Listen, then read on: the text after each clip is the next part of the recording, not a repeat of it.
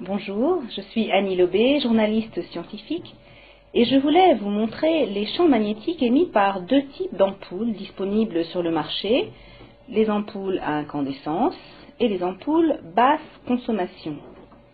Je vais d'abord installer l'ampoule à incandescence.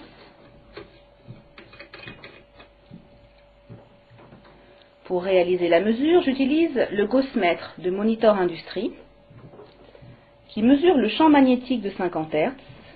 Il est composé d'un cadran, que voici, et d'une boucle qui sert de capteur. Le champ magnétique à l'horizontale dans cette pièce est de 0,1 milligauss. Autour de l'ampoule éteinte, il reste le même, ce qui signifie qu'elle n'émet pas. Si maintenant je l'allume avec un interrupteur situé à mon pied,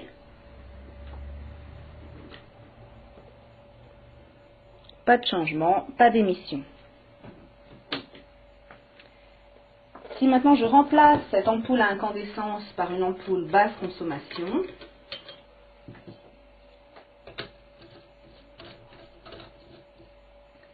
que se passe-t-il?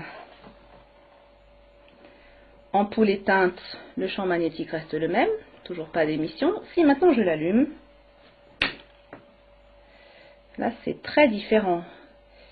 Il faut changer d'échelle pour réaliser la mesure. On est ici à plus de 25 milligauss.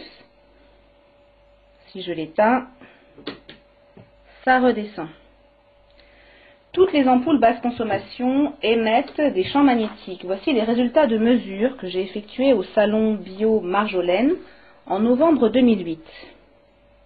Il y avait 3 stands qui proposaient ces ampoules, l'essentiel, Interlux et Bien-être Matériaux. Sur le stand de l'essentiel, 2 modèles, un qui émet 10 milligauss et l'autre avec ioniseur 75 milligauss.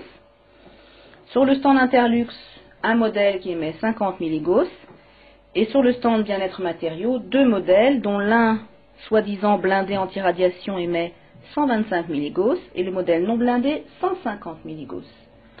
Pourquoi l'émission de champs magnétiques par ces ampoules basse consommation est-elle un problème? Eh bien parce que ces champs magnétiques ont été classés parmi les cancérogènes possibles par l'Organisation mondiale de la santé et l'Agence internationale de recherche sur le cancer qui a publié en 2002 une monographie sur les champs électriques et magnétiques qui se concluait par la phrase suivante: les champs électromagnétiques de fréquence extrêmement basse sont des cancérogènes possibles pour l'homme. Groupe 2B. Vous voyez, c'est écrit en anglais. Ce document n'a été publié malheureusement qu'en anglais. Ce qui a été publié en français, c'est une autre information sur ces ampoules, le fait qu'elles contiennent du mercure.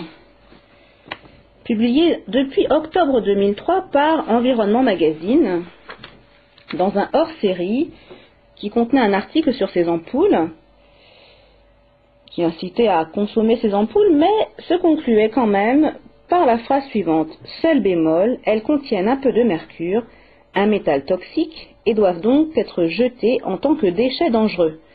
Le fait qu'elles contiennent du mercure pose également problème quand vous cassez par inadvertance une ampoule chez vous. Donc elles émettent des basses fréquences, elles contiennent du mercure et elles émettent également des radiofréquences, ces ampoules. Voici les résultats de mesures effectuées par le CRIREM, le Centre de recherche et d'information indépendante sur les rayonnements électromagnétiques. Pierre Leruse a mesuré des radiofréquences jusqu'à 200 volts par mètre, alors que la valeur limite en vigueur est de 27 volts par mètre. Ce qui signifie que ces ampoules ne sont même pas réglementaires. J'avais publié un article dans Pratique de santé le 15 juillet 2008, un article que vous pouvez d'ailleurs lire sur le site Santé Publique Édition. La source de cet article, c'était ça, les cahiers techniques, numéro 205, l'alimentation des circuits d'éclairage, rédigé par 2 ingénieurs de Schneider Electric, Jacques Chenek et Marc Vernet, qui expliquaient, dessin à l'appui, comment fonctionne le ballast électronique de ces ampoules qui sont en fait des mini-usines d'éclairage. Des mini-usines qui émettent donc des basses fréquences, des radiofréquences et contiennent du mercure. Si vous voulez trouver des solutions éclairage, vous pouvez vous reporter au livre La Fée électricité, qui contient un chapitre, le numéro 14, consacré aux éclairages. Cela vous permettra d'éviter de grands problèmes. Quel genre de problème? Eh bien, pour conclure, permettez-moi de vous livrer deux informations. J'avais effectué en 2001 un voyage de presse en Guadeloupe, qui avait donné lieu à la publication d'un article, dans lequel j'avais écrit « EDF et l'ADEME ont engagé conjointement au début des années 90 une opération de grande envergure sur les lampes basse consommation. En 5 mois, 350 000 ont été acquises par 43 000 foyers. » C'était donc il y a 8 ans, et que constate-t-on aujourd'hui en Guadeloupe? Une information donnée par le magazine Alternative Santé de janvier 2009. Eh bien, en Guadeloupe, il y a actuellement un pic mondial de l'incidence du cancer de la prostate. Ces deux informations pourraient-elles être liées? Eh bien, permettez-moi d'en faire l'hypothèse et de vous suggérer de ne pas utiliser ces ampoules basse consommation.